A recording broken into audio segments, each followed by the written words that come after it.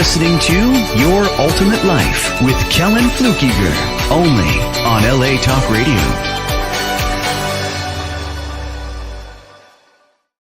Hey there, welcome to the show today, Your Ultimate Life here on LA Talk Radio.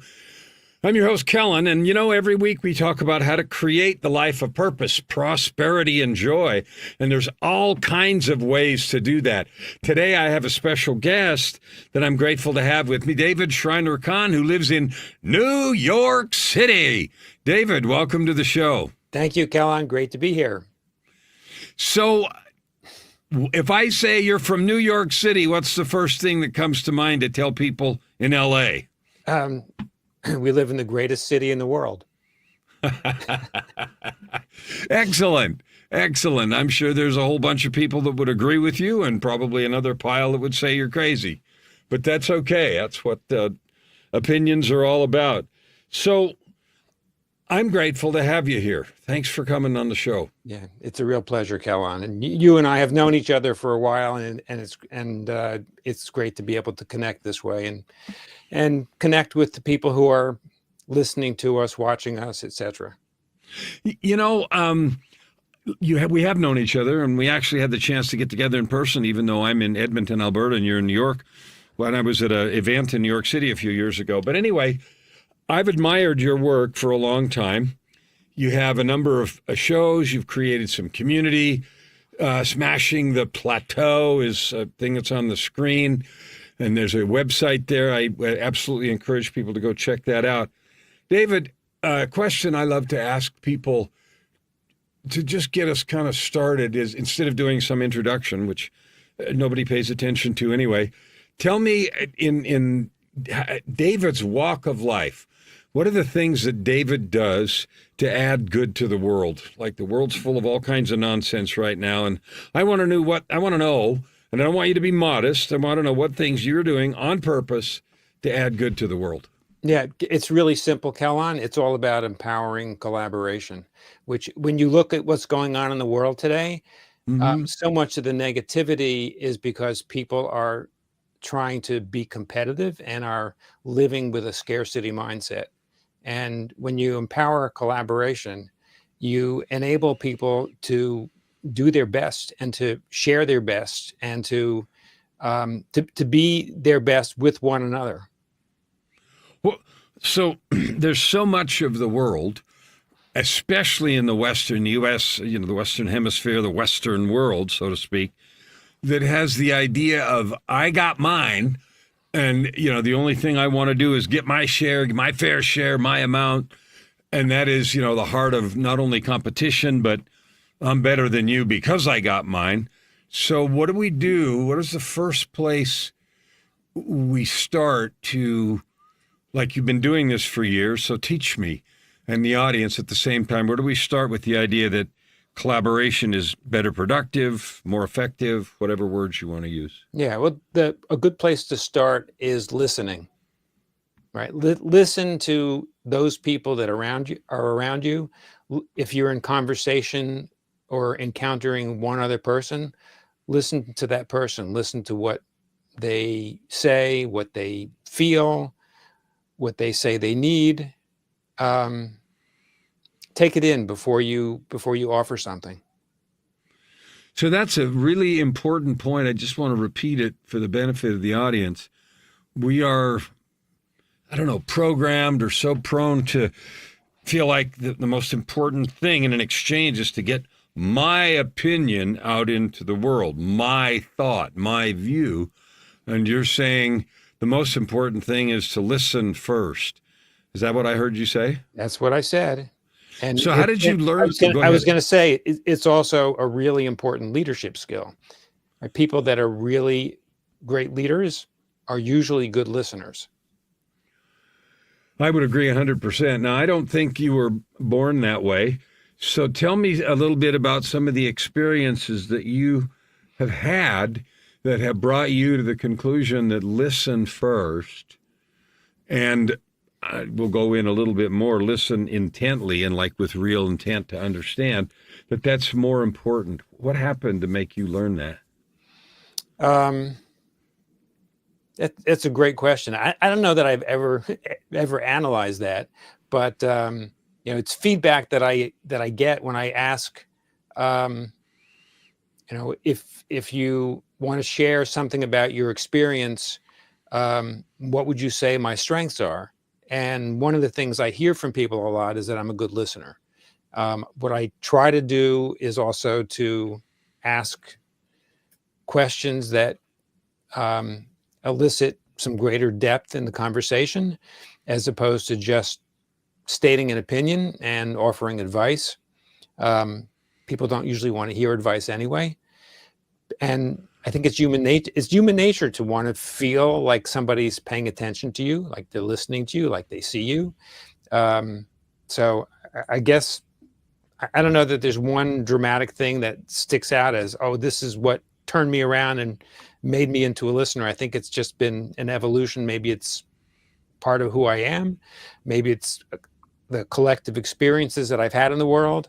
But I've come to appreciate the value of good listening, careful listening, active listening, and what happens when you behave that way.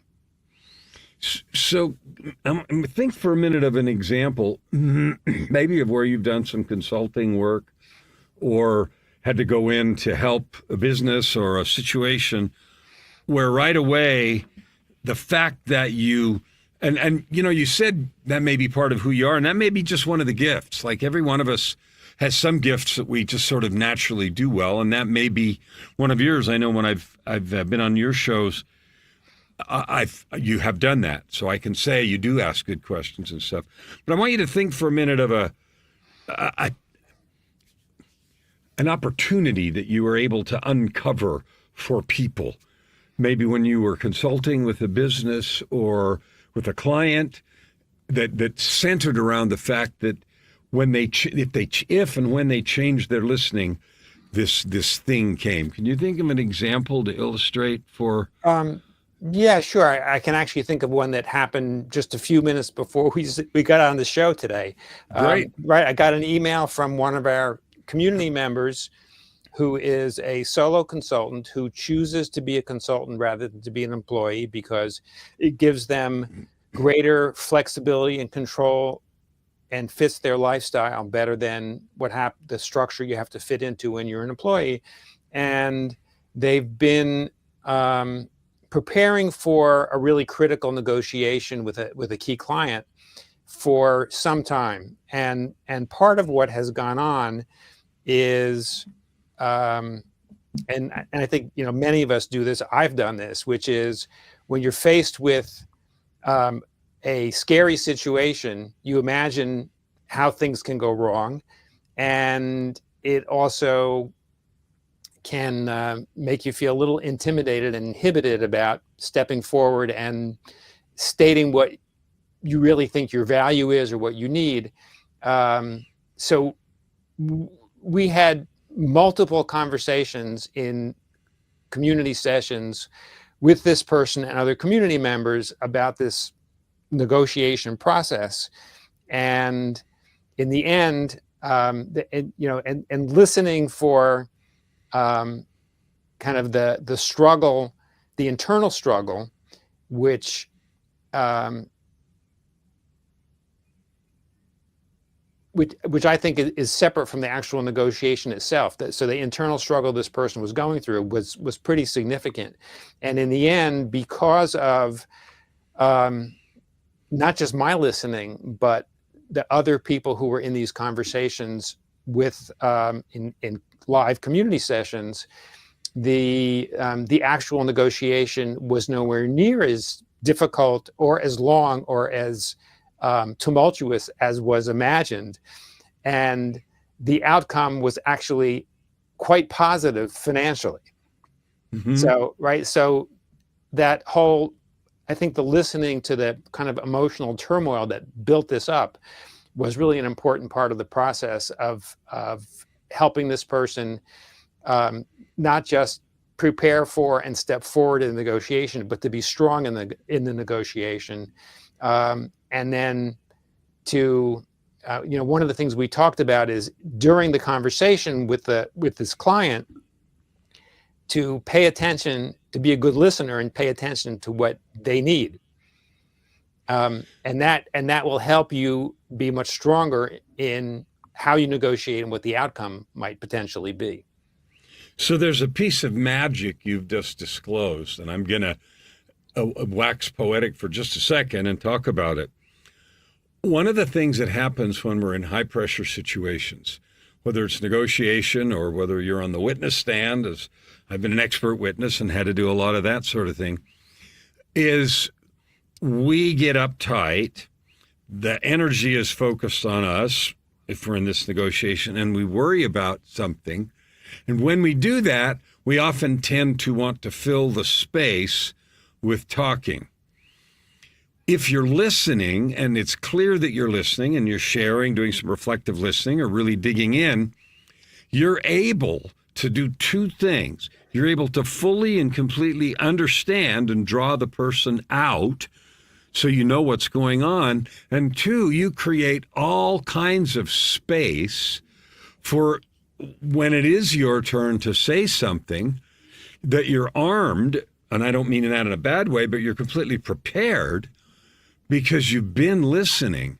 And so when I say it's a secret, you can diffuse that nervousness by listening, because you're not required to speak. The more you listen, the better you know, and the more space you have to be fully prepared. So that's a great example, and it's a magic thing in terms of satisfying clients, serving clients, making sales, and a lot of pieces of running a business. Yeah, Kellan, you're reminding me of another technique when you're in these high pressure situations, which is don't be afraid of the airspace.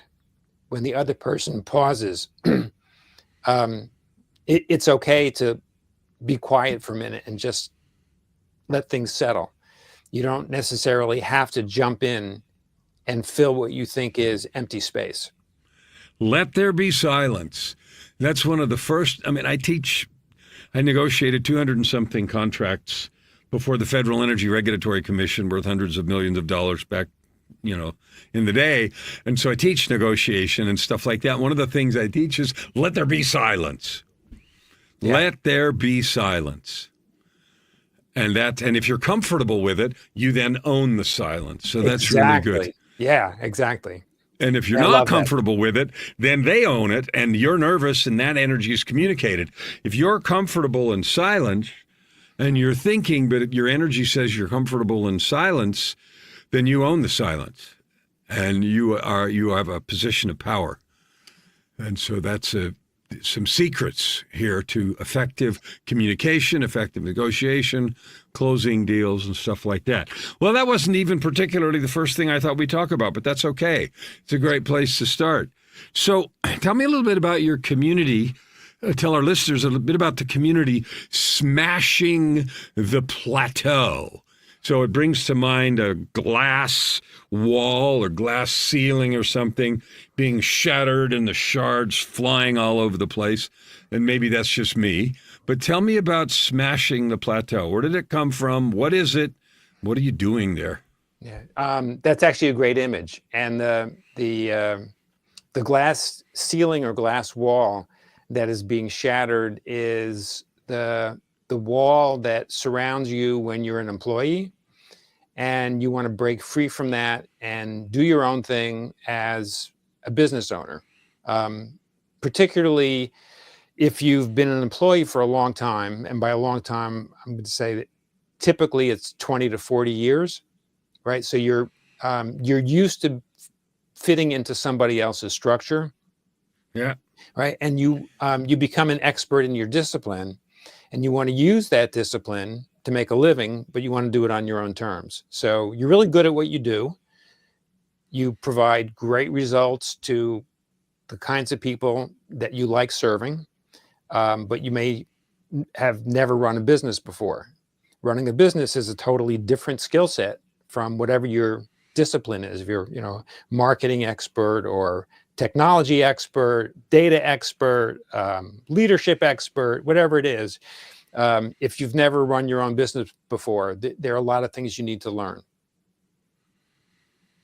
And so there's no question about that. And so smashing the plateau, the visual there is, I've been an employee for 30 years. I'm great at what I do. I want to go do it on my own terms. I don't want to, go in an office or be subject to whatever. And I want to do this. And so I imagine this way, I can do this. Obviously, I'm really good at what I do. And then suddenly I'm face to face with the truth that I don't know crap about running a business, getting clients, just like the list is really long. So then what? So there are a few steps that can be really helpful, and I'll describe where and why the community comes in to provide a solution. So first of all, I think it's important, and I'm sure you'll appreciate this. I'm sure it's important to really dream big. Right? What do you want your life to look like? What's important to you? What are your big goals? And by goals, I'm defining goals not as being kind of narrow and metric driven that you can tick off, but goals that are never ending. So they're very aspirational. So it's specific enough so you know when you're working towards something. Like you have a goal that you want to help people live their ultimate life. There's always more you can do. Mm-hmm. Like when you're on track doing that, but there's always more. So anyways, so that's the big picture. You imagine your ideal future, how you want to invest your time and your energy, and then working backwards, set some specific measurable objectives that are achievable in not a huge amount of time. I like 90 days because it's it's a big enough time frame that you can work on something meaty, but it's not so far out that it seems overwhelming. Create a plan to meet those objectives, and then within that plan, let's say you're talking about 90 days. Okay, so break it down into 12 weeks. What are you going to do every single week to move the needle just a little bit?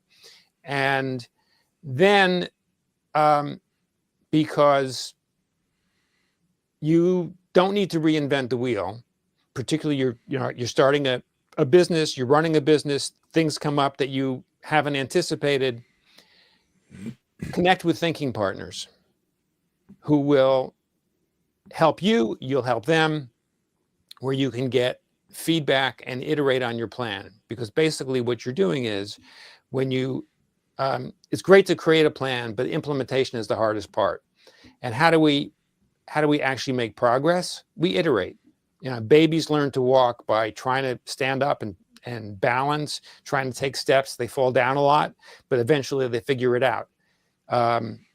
There's no magic formula to it, but they figure out how to do it.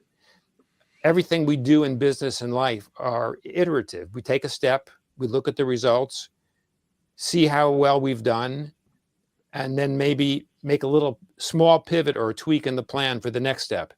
And if you do this with thinking partners where you're in a trusting relationship, and in particular where you feel comfortable sharing where you either have faced or you are facing a challenge, you can hear from other people, from their own experiences or resources they may have, how they might have addressed a similar problem in the past, or maybe they have a resource they can suggest that may help you solve a problem. So you can make progress way faster with fewer mistakes. That's the whole point of the community. So you're addressing two things that I think people feel, and I'm going to ask you if you think this too. Well, two of the things that I think people are inflicted with, almost like a disease, is the idea that they're alone, meaning they're the only person that has ever struggled in this particular way. Is that something you notice a lot that the community then helps with? It is a huge thing. And I don't know about you. I certainly hear this from podcast listeners because I've had a show for a long time. One of the things I hear most frequently from people is, oh, I thought I was the only one that had that problem. It's great to hear you talk with somebody else who faced something similar and how they dealt with it. So I love that. And that is key. And I love mentioning that a lot because whoever you are, wherever you've been, somebody's been there and there's a way to figure it out. End of story. The other disease that people have is somehow the notion that they already should know the answer, and somehow they are less than or inadequate if they have to go appear weak, fail, or some other negative thing because they're already supposed to know that. Is that something you notice a lot? I notice that all the time. And then So- when they finally step forward and ask, and they get some feedback, it's like, the light bulb goes off, and then they come back to the next live session and talk about what they did as a result. And it's like the example I shared earlier on, right, with this person who was negotiating. It was a game changer, and this never would have happened without the peer support. So tell me what the shape of your community is. You've made reference to live calls, and that makes me think that there's a regular schedule of 5, 10, 50, I don't know how many people that meet together that have committed not only a time to meet every so often, but committed to share their experience and intellectual expertise and that kind of stuff. Tell me about the community. Yeah, so we have weekly live sessions that alternate between this kind of sharing and accountability and learning sessions. And sometimes the learning sessions are led by members of the community. Sometimes we have guests from outside the community, but there are topics that are relevant to what it takes to start, run, and grow your own business. Okay, so there's a start, run, grow your own business called Smashing the Plateau to eliminate the barriers that are in between you as a longtime job haver and a successful business owner. And you meet every week and alternate group, not therapy, but group conversation where you help people bring forward stuff and solve problems, and then some learning thing on a relevant topic. How long have you been running that community? So the community in its current form is about 3 years old. And I've also done something similar with small groups that I've been doing now for about 10 years. How do you populate these groups? How do you go find people? You don't stand on the corner with a sandwich board saying, "Wannapreneurs, enter here." So what do you do? Some of it is word of mouth. Like you, I create content, and I also do things like appear on other people's shows. That helps get the word out. And I would say that the most effective method of getting the word out is when somebody who feels good about the experience shares it with a friend or a colleague. I love that. So 3 years, 10 years, so you've been at this for a day or two. A little bit. And and do you feel like this is making a difference? Tell me about what drives this, because 10 years is a long time to keep doing something. So tell me about what's driving you, because putting podcasts together, being on people's shows, putting content together, doing graphics, marketing, all that stuff, that's a lot of work. And you think? There's lots. Yes, I do. And I can't imagine why you say that. Yeah. So what is it that drives you to do that? There's nothing quite as satisfying as seeing somebody that you've empowered succeed through a challenge. Why is that? Like, I agree, and we all say that as coaches, consultants, whatever. I love helping people, yippee. So what is it about us as people that makes that true? I'm not asking you to defend it. What do you think it is that makes that true? Maybe we're nuts. Well, okay. I've never had anybody give me that answer. Maybe we're crazy.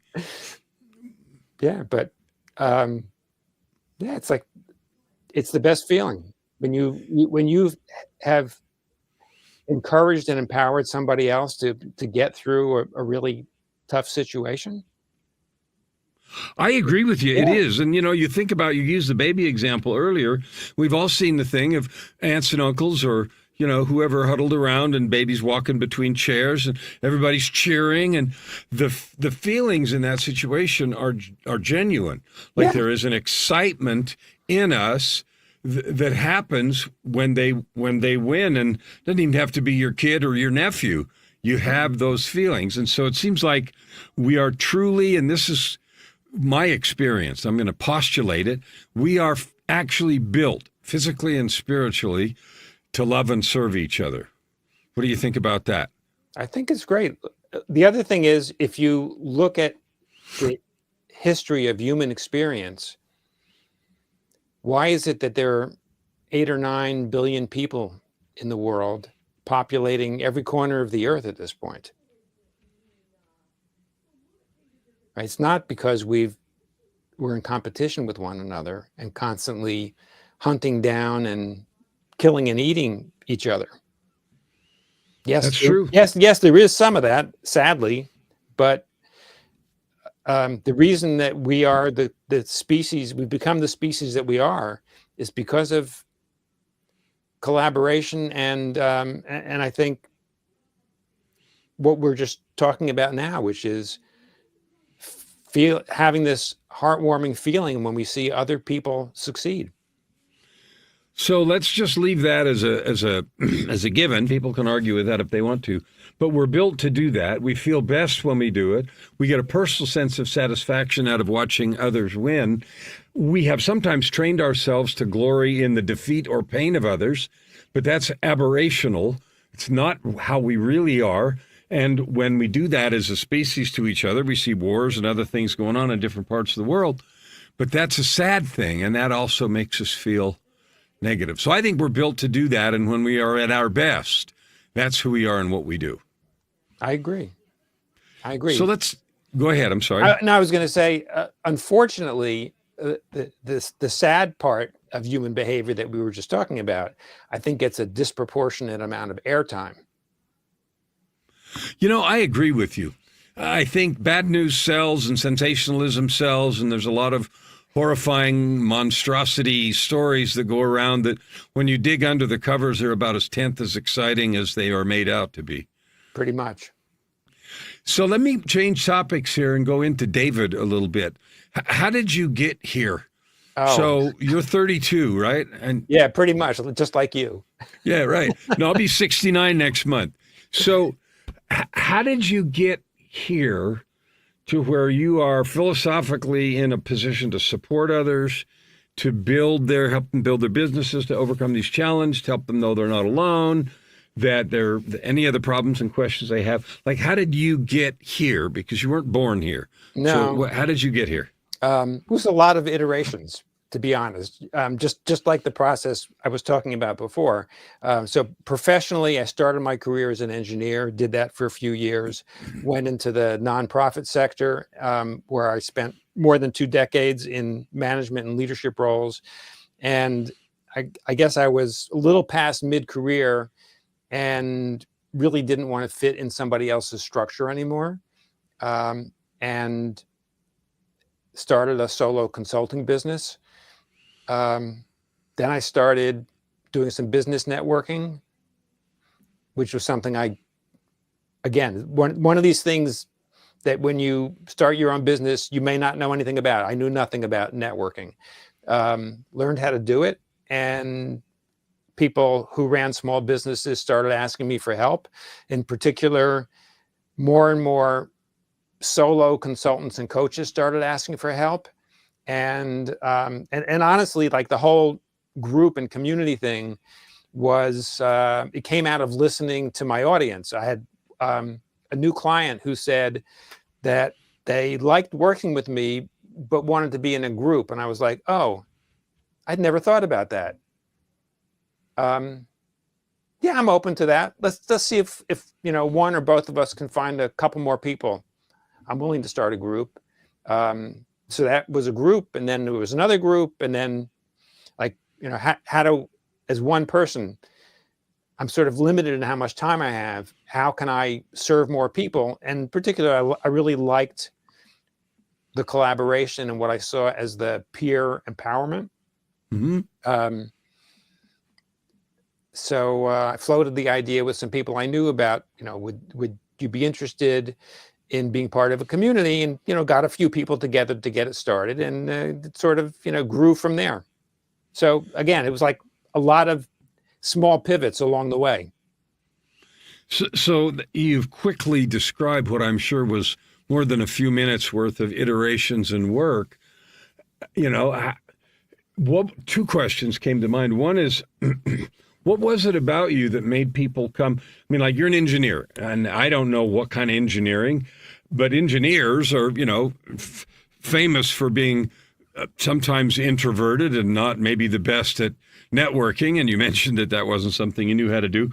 What was it that made you put you in a position where people are like coming to you to say, "Hey, can you help me with this?" What were you doing that made that true? Maybe that's why roughly 10% of my career was spent doing engineering. Maybe it wasn't my best strength, even though I was pretty good at it. But anyway, what was it? I think what the feedback that I get from people is they feel seen and heard. They feel seen and heard. I was going to say listening. We talked to that start with, and the first thing I was going to say listening. And honestly, there's the practical piece. I didn't mention this earlier, but one of the things that kind of underlies the work that the people that we serve, the work that they do, and how they achieve success.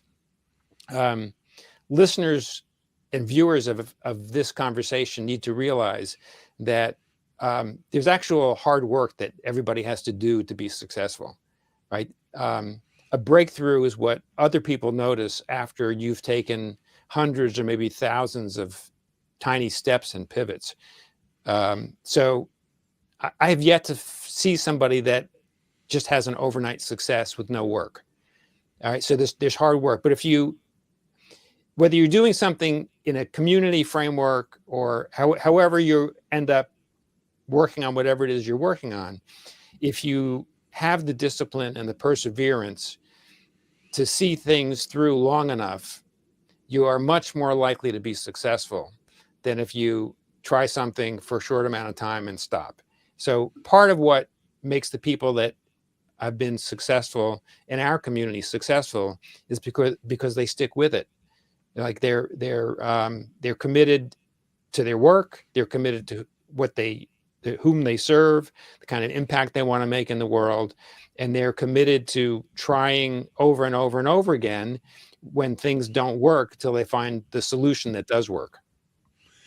So that's actually a critical. I can't even find a big enough word to put in front of that.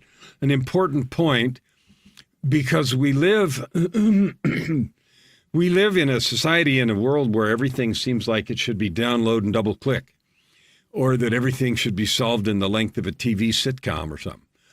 And what you're telling me, and it's certainly my experience, is there is persistence, there is work, there is pivoting, there is failing, there is face planting, there is discouragement, and all of that involved, especially if you're going to go out on your own and create a business.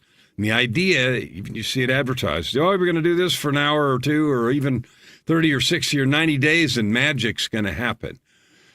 And that is antithetical to the truth, and it's just not what happens. So when you have somebody that comes to you that's looking for guidance, encouragement in yourself or in the community, how do you, if they don't already understand that and still contaminated with the download and double click disease, how do you help them without destroying their confidence and willingness to live, understand that two things: one, you got to bust your ass and keep going, and two, there is a light at the end of the tunnel? Yeah. Well, honestly, Kellan, I think that most people that have been in the working world and have been successful as high achievers, most of them know that there's hard work. And I'm thinking about some of the people that have come through our doors, the ones that have been most successful are in it for the long haul. And we sometimes have conversations, whether it's one-on-one or in a group or community session, about the difficulty that it takes to persevere. But they're generally mature enough to know that they don't really want the alternative, right? The alternative is, like, for example, if you're trying to run your own business, there are ups and downs when you're in a business, no matter how long you're in a business. I've seen people that have been successful in business for 20, 30 years, and all of a sudden they face their first bankruptcy. It happens. There are forces beyond your control. The market could change. Politics could have an impact. All kinds of things, or it could be an illness. All kinds of things can happen. So I think most of the people that I've worked with over the years don't want to go back and get a job. And the longer they've been an entrepreneur, the less likely it is that somebody would actually hire them, because they don't make such great employees after they've been out on their own for a long time. That's true. Right? They're not used to fitting into somebody else's structure. That's absolutely true. Right? And employers don't want somebody who's not willing to fit into their structure. So, I think just the hard work is an important component. So I want to ask a little bit more about that, and then we'll move on. What do you think are the characteristics? Like, there's grit and people know it's for the long haul and so forth. The relationship that a person has to the work that they do. Like, to me, it's a lot easier to stick with it, to go through the ups and downs and hardship, if there's some passion and some vision and, things about it, like you're committed to it for a reason, as opposed to, I just don't want to have a job and this lets me make money. So I want you to tell me, in your community, do you see a connection? And what is the connection? And tell me a little bit about that connection between the willingness to go through the hard times and the commitment someone has to the mission, message, cause, or whatever it is that their work is connected to. Well, for one thing, I think they understand what their strengths are, and they know what it is they love spending their time doing. Right? Mm-hmm. There's an intersection between what you're really good at and what you like doing, which is your zone of genius, where you can serve, make an impact, and also get a financial reward. So they have, I think their understanding of their self is usually strong enough that they have that as their core. And they usually feel pretty strongly about where they want to make an impact in the world. And again, we're not talking about people that are in the early stage of their career. They've usually been at it for a while. And generally people that are in the, let's say, second half of their career, they know that time is not unlimited. And they usually have a desire to make an impact in their sphere of influence or their environment. Well, that's certainly true. I mean, I'm there. I mean, my goal this year, my year started October 14th. My commitment is to reach 300 million people this year and help them learn how to create wealth and impact with their gifts, their skills, and their life experience. And that's all I do every day long. And so I'm every day, all day long. And that's, I'm connected to that like glue. So what's next? What is the next year? So if you look at 2025, you've got a good community going. I don't know if you have more than one. I know you've got this Smashing the Plateau podcast that I've been a guest on a couple of times. And I know that you are committed to helping people break those walls and barriers, both actually and psychologically, spiritually, emotionally, that kind of thing. What is the next year holding for David? What are your visions out there?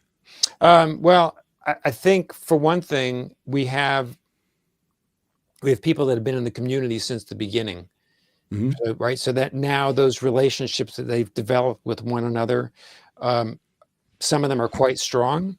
We had the community is an online community, and we have people from all over the place that are members.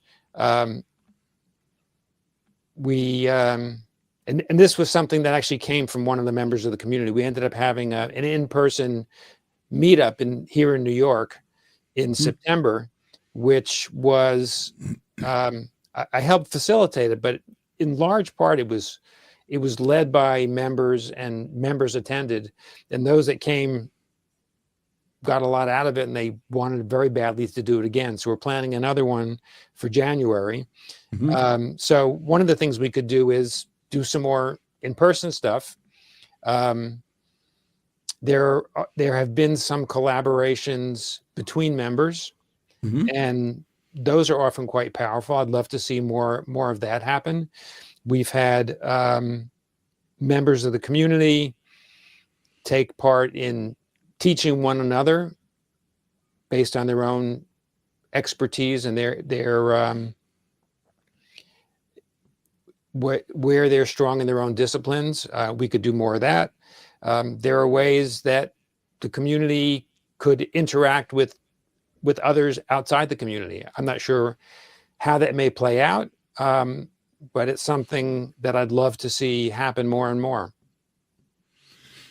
So as you think about that, do you have like particular goals that you've established or not? Not that you should or shouldn't, but you've listed some possibilities, and all of those sound exciting.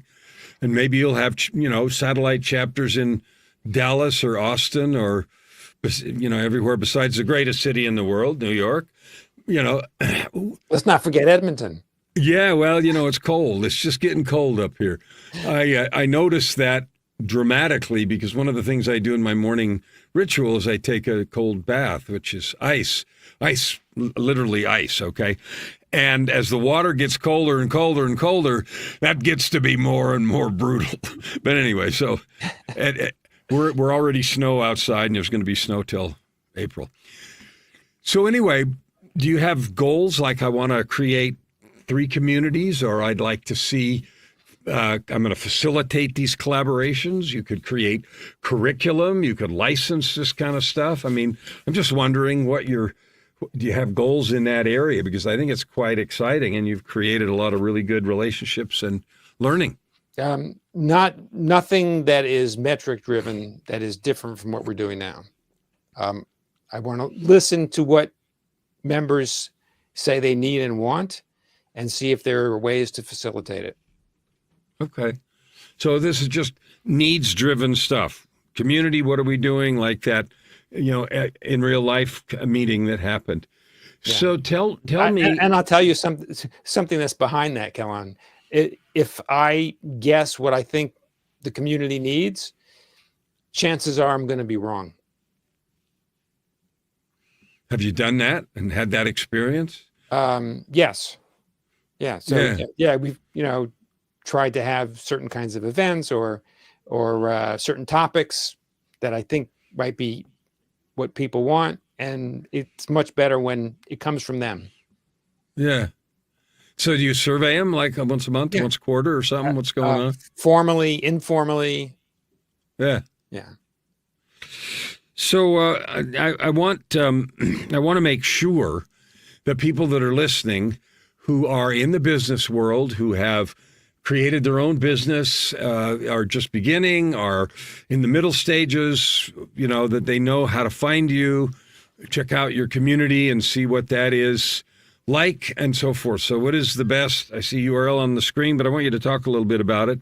Where can they find you and, get immersed in a good dose of David's wisdom and his group's wisdom?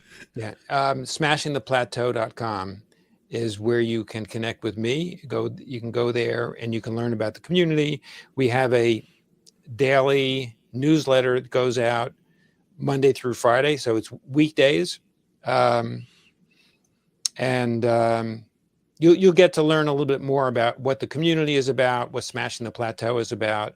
And most of the content that we release every day is some potential solutions to common problems that our members and our audience face. So is there a list to get on your newsletter thing, or do I need to join the community first? No, the newsletter is free. And if you go to the homepage at smashingtheplateau.com, you'll see a button to subscribe. So again, this is a place where I want to acknowledge you for all that work, because putting a newsletter together is a labor of love. I've done that. It's a lot of work. And that plus your podcasts and all that. Do you see yourself doing this for a number of years still? I hope so. Well, I'm not assuming you die anytime soon. Yeah, we don't know how long we're going to be here, but yeah, there's no end in sight currently. No end in sight. So when you think about the idea of retirement, people ask me that all the time. What are you going to do when you retire? Or what do you do in your spare time? Or what do you do when you're not working? And every time, no matter how many times I ask that question, it always feels weird. So what? Well, I'm not going to retire. I'm doing what I want to do. What am I going to do? Sit and watch Netflix? No.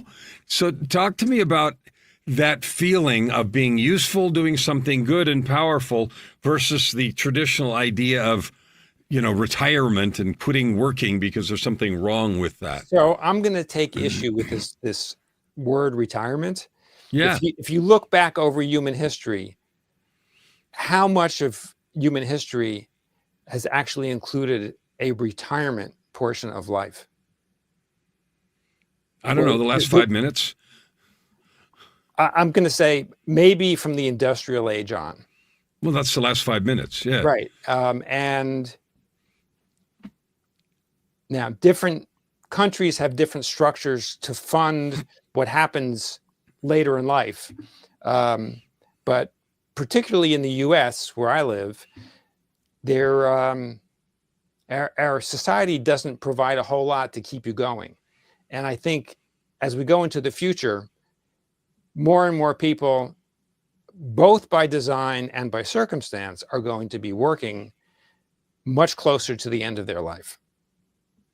And for entrepreneurs like you and me, maybe it's more by design than by circumstance. And that's just going to say not that exactly, but something about it. So since that's true, and there's no arguing and there's no reason to go try to have it not be true, doesn't it make sense to be then doing something that floats your boat, that's lined up with your heart and your passion and your love? You're preaching to the choir, Kellan. You and I are both doing it. We are doing it, and that's why I call this your ultimate life. I love every minute of every day. I wake up excited, and I know you do too. So we just have a few minutes left. I just want to give you some minutes to wax poetic, teach us something from your experience of being an employee, not fitting in the box, getting out, starting your own business, helping a bunch of people do that. Tell me 2 or 3 things that you really want people to hear. Yeah, it's actually really simple. Keep in mind that every individual has gifts. Every team has gifts. Every organization has gifts. When you share your gifts, the world prospers. Okay, I agree with that. And, the whole frame of creating a life of purpose, prosperity, and joy, which are the words that I use, centers around being willing and anxious to share and serve and add good to the world with your gifts and talents and your life experience. Because the most valuable thing that you and I at our a little bit more advanced age have to offer is who we have become and what we have learned from all of the interesting things that life has given to us. Yeah, and keep in mind, there are cultures in the world where people in our stage of life are respected for these gifts. I'd love to see more of that happening all over the world. I just couldn't agree with you more. An interesting thing as we wind up here, Joy and I used to be docents at the Heard Museum in Phoenix, which is a museum for the Southwest native cultures, Indian tribes and stuff. And it's universal. The structures are a little bit different, but universal that the elders in those tribes were always revered and looked up to because they were the repository, the wealth of knowledge. And the truth is, every time an elder dies, whether we have structured our society that way or not, a library is burned. And so, the idea that we aren't using that is really sad. Yeah. Well, I just am delighted. I'm grateful to have you here with me, David, and to share your vast experience, your bright smile, and your wonderful heart with me. No, thank you, Kellan. I want to encourage all of you. Go look this stuff up, smashingtheplateau.com. Go have some fun. Get to know David. He's a great guy. He is as good as it sounds, and he is a valuable resource. And he can help you as you move forward to make the decisions, do the work, and create the framework and the results of your ultimate life.